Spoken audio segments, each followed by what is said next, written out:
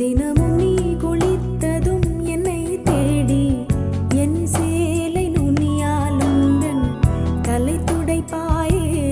அது கவிதை திருடன்